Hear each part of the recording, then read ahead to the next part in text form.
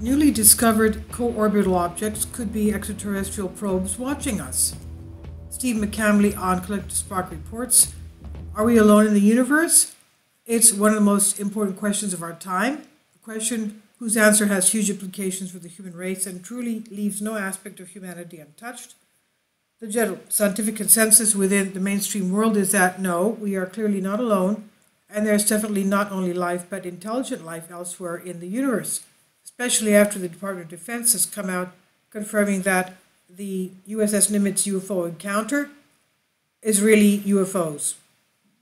So now, on the other hand, here we have a great deal of information that has yet to hit the mainstream, alluding to the fact that we are, or at least some of us, know for a fact that we are not alone and have been privy to the evidence suggesting that we have been visited in the past and are being visited now. This evidence comes in the form of witness testimony from astronauts like Dr. Edgar Mitchell, for example, who has told the world on multiple occasions that deep within the Department of Defense and the military-industrial complex is well known that we are being visited and have been visited, and that a massive cover-up has been going on for a number of years.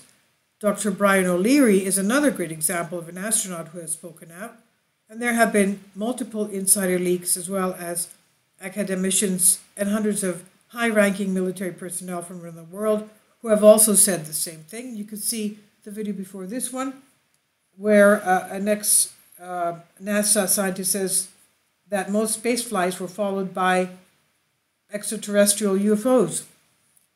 That's important for you to see as well if you'd like. So, the Department of Defense and military-industrial complex say that well known that we're being visited and have been visited, and that a massive cover-up has been going on for years. Dr. Brian O'Leary is another great example of another astronaut who spoke out. Now, it's virtual mainstream. In the mainstream, it's well known that the militaries of the world have had encounters with UFOs. It's not just the United States, it's also Canada, Mexico, Puerto Rico. The United Kingdom is disclosing its UFO files this spring, making in them public information. So now, the militaries of the world have encountered UFOs, objects that travel at tremendous speeds and perform maneuvers that defy our understanding of physics and aerodynamics.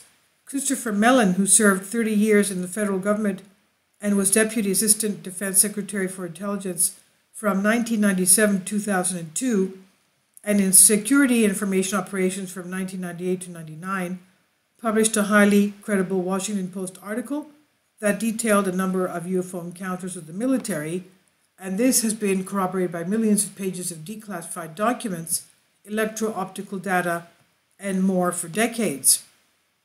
Luis Elizondo, former high-ranking Department of Defense official and part of the TTSA Academy that released multiple videos of UFOs from the Navy, which the Navy recently confirmed were real, the USS Nimitz ET Tic Tac UFO encounter, has said that he believes that these objects are extraterrestrial, but officially they've purposefully stayed away from this question because a lot of people have feelings towards it. Many believe the current mainstream UFO disclosure is being used the same way other sensitive information has been used, some sort of ulterior motive agenda where they're taking a real phenomenon and manipulating it for their own belief, and that remains to be seen. But many believe they're going to use and penetrate the type of narrative that doesn't really exist in order to justify a more heightened national security state or even to weaponize space. But are we there yet? Having been a researcher in this and other fields for over a decade, it's quite clear that we cannot really trust any information that comes from established media mouthpieces. And that being said, I believe that we are and have been visited and that there is ample evidence to come to that conclusion. It's also known that there has been a long and deliberate campaign of ridicule and denial that has suddenly ended. The current presentation from mainstream media is a complete 180-degree flip from years past, where what we saw mostly was shaming and ridiculing the subject, despite the fact that everything seems to be in the process of investigation, both in the United States and in Spain and the rest of the world. Now, it's time for the truth to be brought out. Behind the scenes, high-ranking Air Force officers are soberly concerned about the UFOs, but through official secrecy and ridicule, many citizens are led to believe the unknown flying objects are nonsense, and I urge immediate congressional action to reduce the dangers from secrecy about unidentified flying objects. This is what Admiral Risco Hillenkotter, the first director of CIA, said in 1947 to 50. He was the first CIA director, and this was his quote.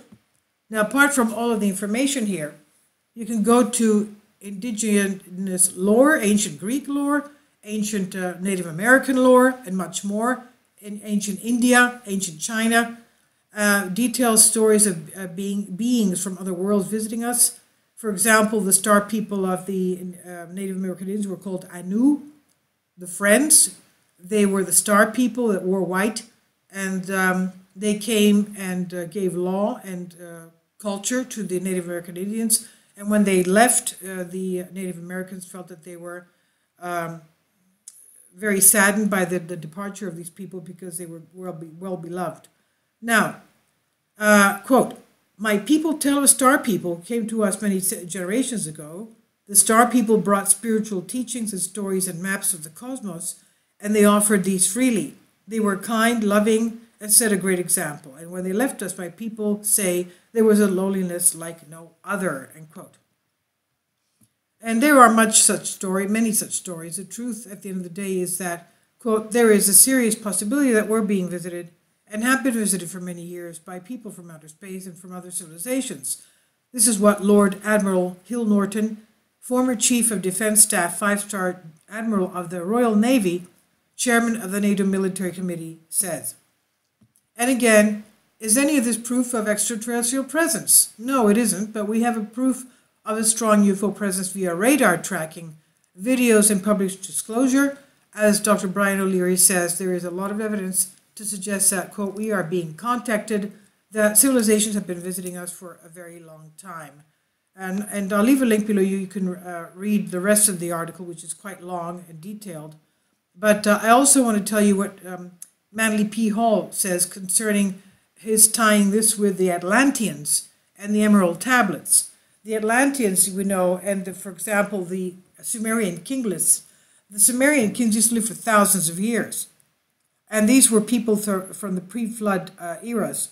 And they were very advanced culturally and technologically. The point is that they were also very ego-centered and very selfish, and they abused their knowledge of advanced technology. They even had interdimensional travel, in that they were able to change their frequency from one frequency that we can see to another frequency that we can't see. And they also used magic and black magic to the detriment of the world and human beings. So anyway, Manly P. Hall believes that these beings that did not all leave and they could still be around. Anyway, please tell me what you think. This is on Collective Spark by Steve McCamley, and I'll leave a link below for you for this. Thank you.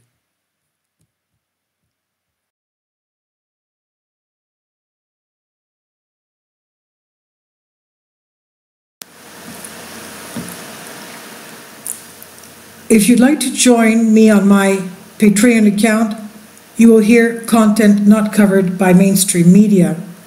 These riveting stories will be based on my research, and I will state my opinions and give my personal insight on diverse and controversial subjects and world events not covered by mainstream media, and not supported by YouTube guidelines. So whatever I have on my Patreon, most of those will not be on my YouTube channel. Please consider becoming a member today. More of the most significant and important videos will be on my Patreon channel. Your support helps me to continue my research and keeps this YouTube channel alive.